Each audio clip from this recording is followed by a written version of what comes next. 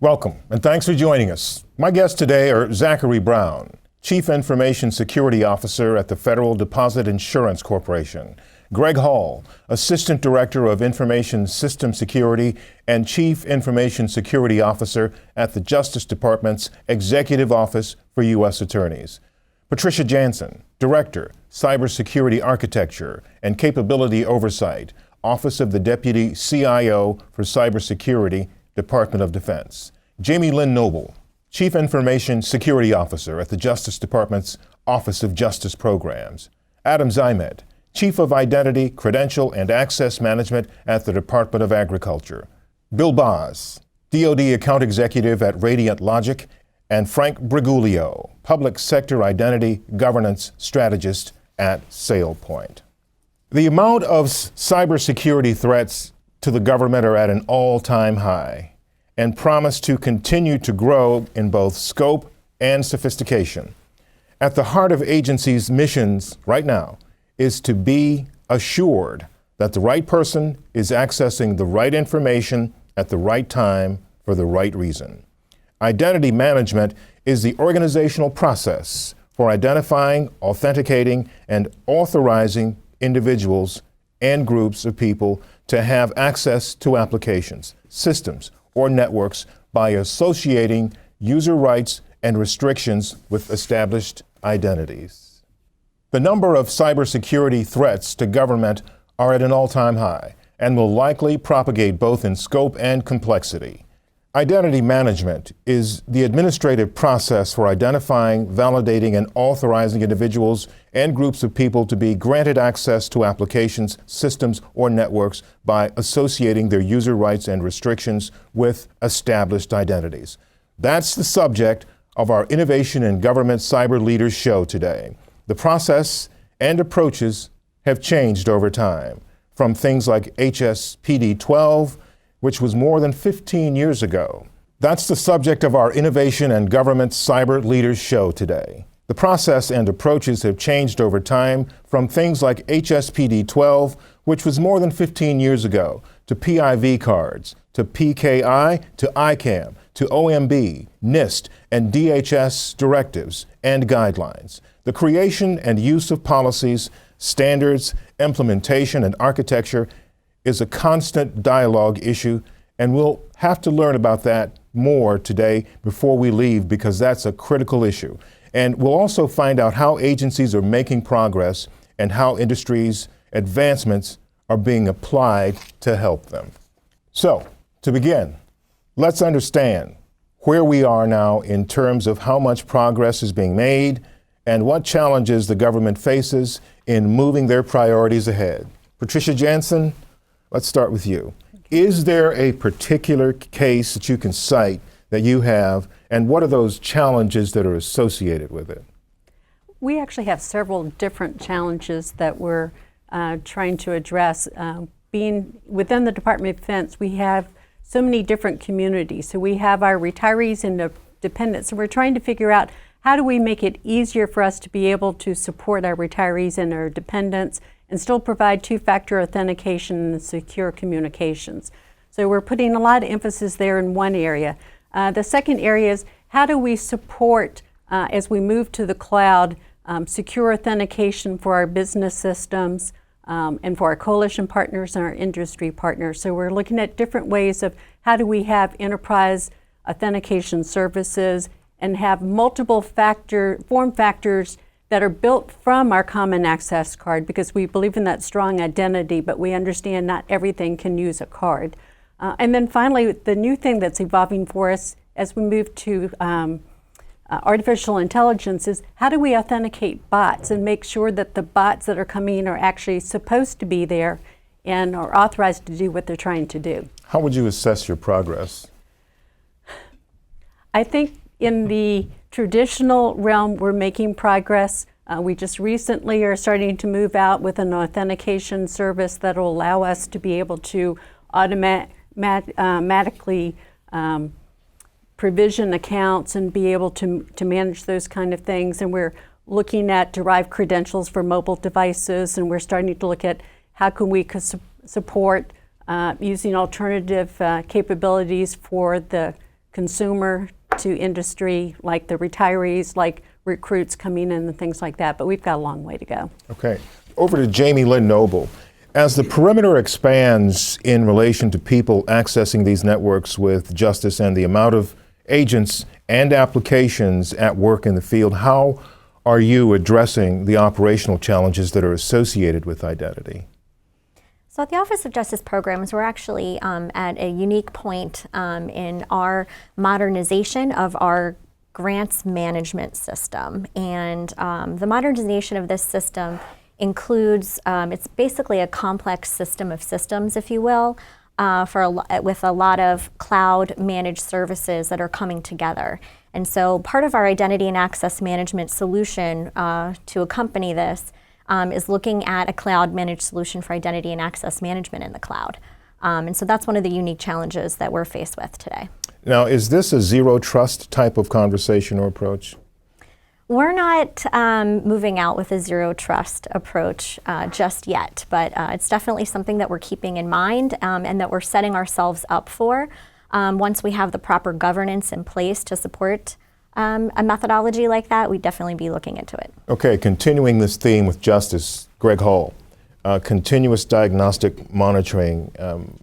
Tell us how that fits into what you've heard or what you're working on. Well, I think CDM offers some advantages to the federal government in terms of picking products or being able to use products that have been pre-vetted that offer advantages in terms of procurement, acquisition, integration, scalability, efficiencies, those kinds of things. At the same time, I think departments, agencies also have an opportunity to be innovative and to look outside of CDM and to look at the technology landscape and to figure out what best meets their needs relative to their own internal business requirements. And I think at Justice in particular within U.S. attorneys, we've done that. We really have. And I think we've taken a leadership role. We've been very innovative. We've been very forward-thinking in terms of the solution space. And I think that's manifested in where we are today with regards to our program. I think we are a very mature program within the department. We've actually gotten to the point where we function as a service provider. I think that's scaled back a little bit, but we've actually spearheaded a number of technology initiatives to include the development of connectors between technologies. We've actually brought independent market spaces and competitors together as now co-product sponsors, if you will, right? And this is powerful. I think it's powerful to the government in terms of offering solutions to meet advanced IDM requirements. And I think it's also innovative in terms of how the industry partners to offer the best solutions that provide standardized integration capabilities to meet ongoing IDM business needs within the federal government. So and I think CDM will continue to offer that value, but at the same time, it's really incumbent upon the departments and agencies to, particularly within the IDM space, because there's so much going on. The technology changes so rapidly. The requirements change so rapidly. I mean, Trish talked about non-person entities, right, and being able to have digital identities and credentials for non-person entities, and that's really leading edge and very far out there. I think a lot of folks are doing good with regards to person entities, but so it's a huge space. There's lots going on. There's lots of challenges, but it's also very exciting in terms of the technology space. Zach Brown, FDIC. What about your organization? What can you share about how you're integrating identity into the CDM program?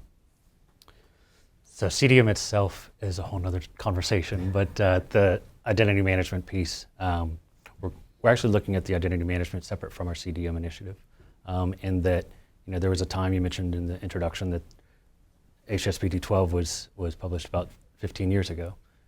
Back when it was written and when a lot of these early identity management initiatives were started, enterprise class was the target. We wanted to go big. We wanted to launch an entire kind of monolith strategy for most of our operations. Since then, over the past 15 years, we've gone more to a consumer-centric model, where the devices we carry in our hands are really the make it or break it access point for most of the systems and services that we need to get to. So at the FDIC, we're taking a kind of a holistic approach, looking at the tools and the capabilities that are available to us today, either through CDM or other sources, and really trying to address that consumer experience, that user experience, to be sure that that data, that service, that system is available when they need it, when the users need it. Adam Zimet, we've talked a lot about making sure the right person has access to the right information and all of the right things. So what kind of assurance levels do you have in your organization and that are at play to make sure that this is happening in the space and time that it's supposed to be happening?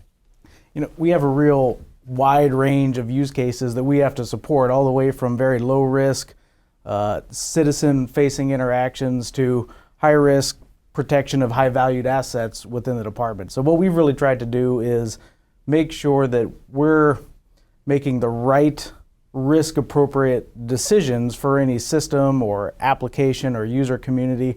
And there really is an ICAM program that we're helping our business community digest the risk assessment process, make it easy for them and understandable for them to make those right decisions.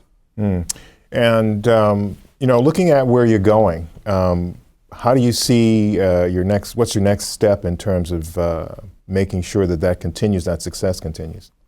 We've tried to establish a kind of a centralized program office that can sort of be that liaison to the business community to help guide them through that process, I think. And then we also want to make sure that we have the right enterprise shared services available and the right capabilities available so that whatever they need to do, whatever is the right mix of assurance or risk mitigation or user experience, that those capabilities are readily available to our business community whenever they need it. Great. Frank Bergoglio, SailPoint. I want to add in this conversation today how automation is becoming a key part of security operations to identify potentially risky users. Step us through that, would you? Absolutely. Let's take the CDM Master User Record as a foundation. And the Master User Record really provides the agencies a set of attributes about the identity that they didn't have before in one centralized location.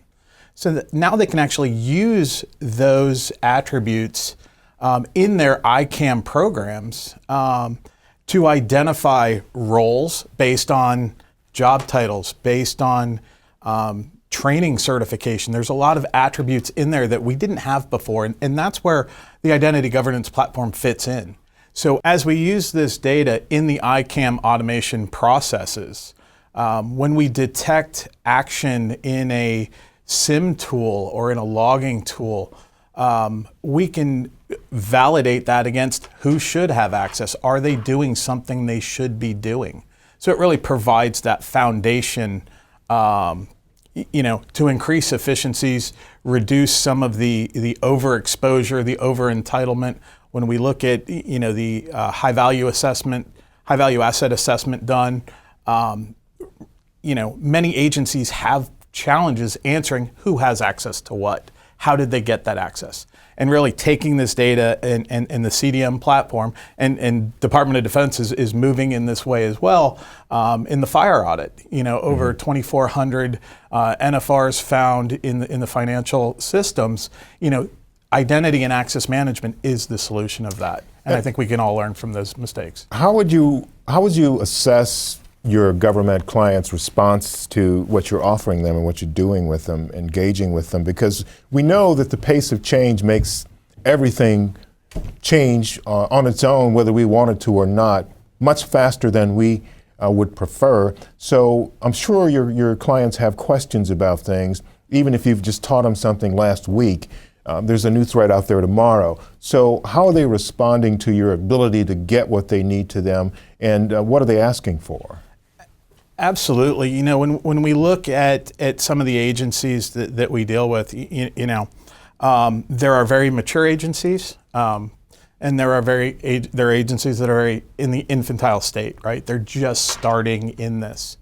But identity is a journey, and I think any of us up here will agree with that it doesn't end. And that should be a lesson learned for all agencies, where we thought we were done with HSPD 12 and we stopped using the identity. We had a block at the door, being the PIV card, but we weren't managing the entitlement, the credential, and the identity in their access. And that's got us into some of the positions we're in today. So agencies are adopting at a slow, measurable pace. And that's really how identity should be approached. It's not something, there is no destination, it's ongoing. Because of the things like technology, policies, it's going to change, but you can't stop looking at the identity.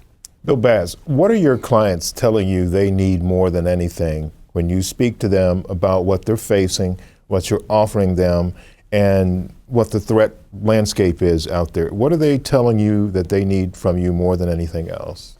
Well, the short answer to that is it depends on the customer. As Greg alluded to earlier, requirements are changing rapidly, and identity is a moving target. If you look at organizations that are migrating to the cloud, a key challenge that we're seeing with organizations are the moment a new application comes in, a number of things have to happen in order to make appropriate access decisions. You have to know enough about those users or user populations in order to really have fine-grained access. And the challenge is, as you move more to SaaS or cloud-based applications, the less you have control on customizing those applications specifically.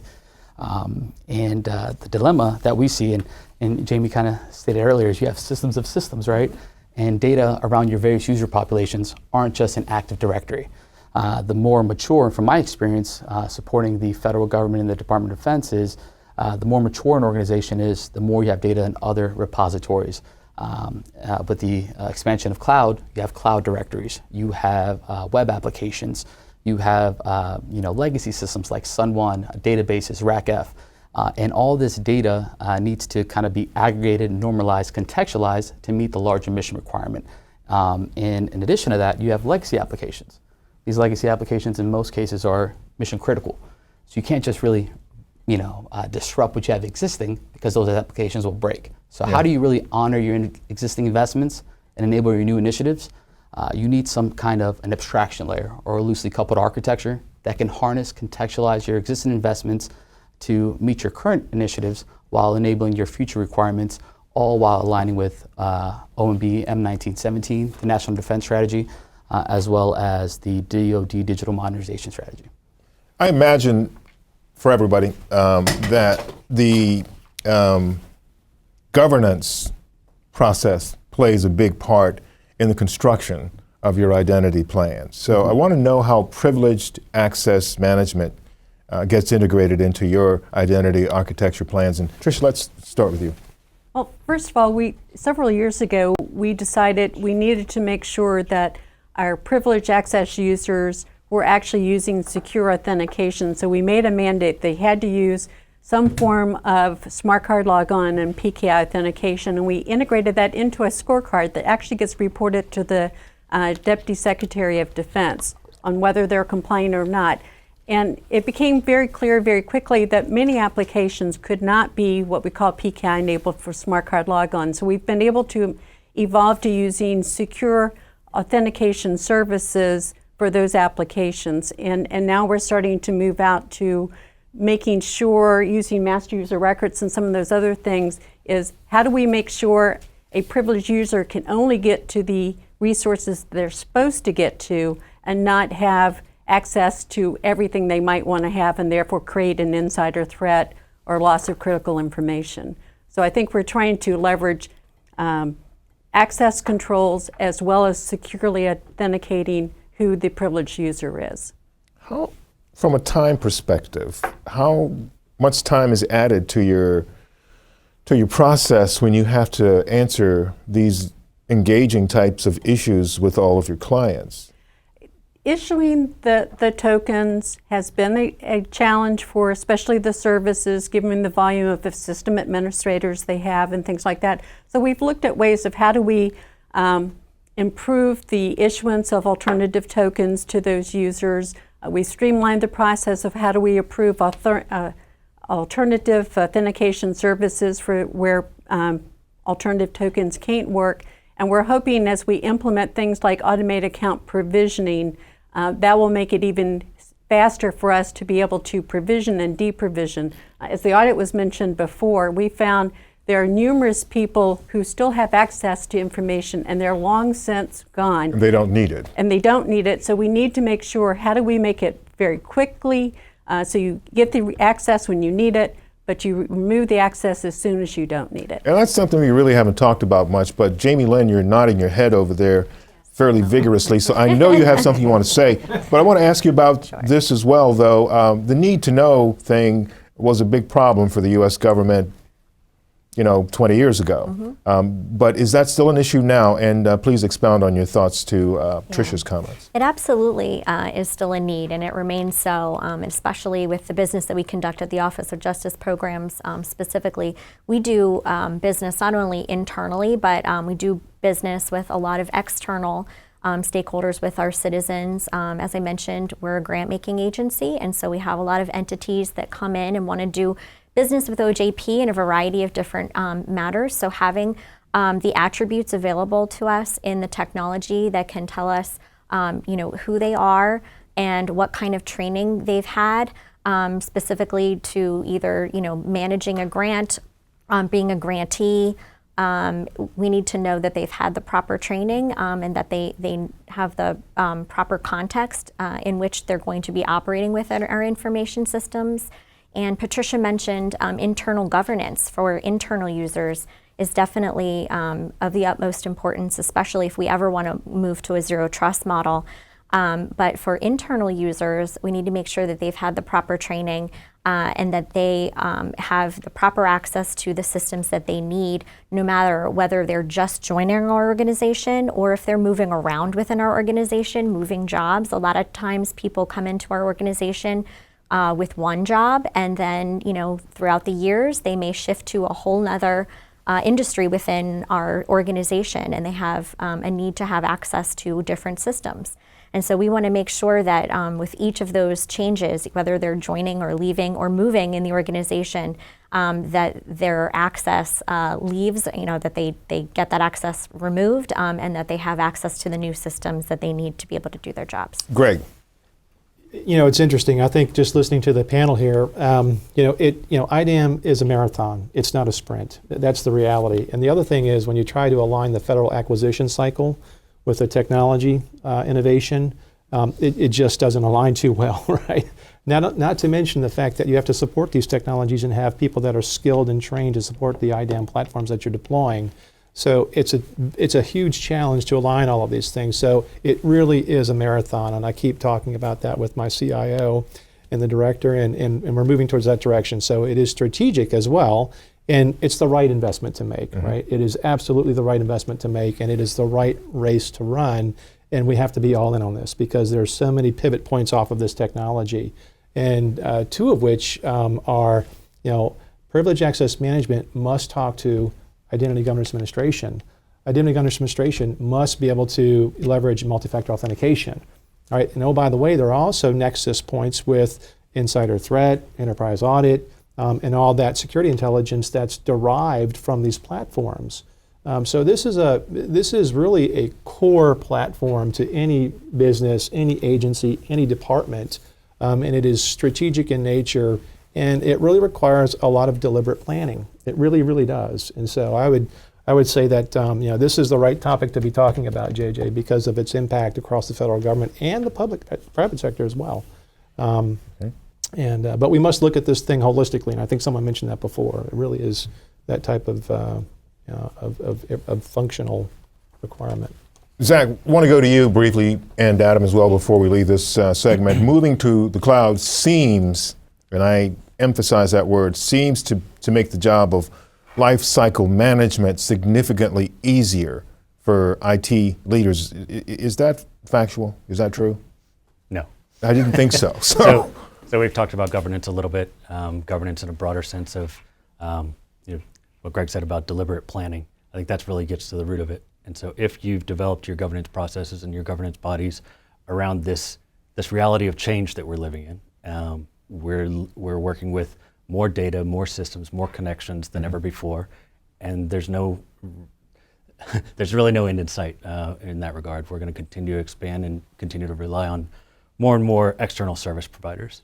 In doing so, we need to be able to be sure that internally to whichever core governance structure you've established within your agency, within your organization, that you have at least eyes on and have mechanisms and channels to be able to be able to manage through that change. Okay. We're in a time now where also we have our industry partners that really have the ability to help guide and navigate access to and managing identities through to each of these external services in a way that we don't have to solve these problems for ourselves anymore. Adam, Zach said the cloud really doesn't make the job of life cycle management a lot easier. Do you agree with that?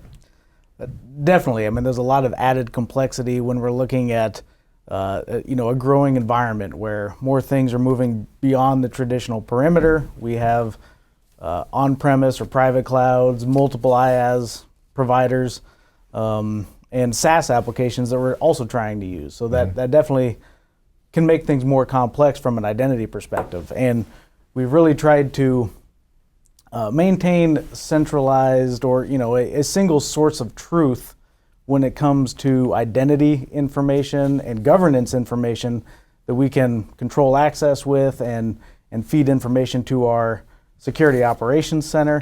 But we also want to be able to leverage built-in or inherent capabilities of cloud and cloud providers as well, in a federated manner or in a way that lets us use those capabilities without creating more identity stovepipes. Mm-hmm. Very interesting. Thank you. We're going to take a short break here. I'm your moderator, J.J. Green, on the panel discussion, Innovation in Government, Cyber Leaders on Identity Management, sponsored by Carasoft on Federal News Network.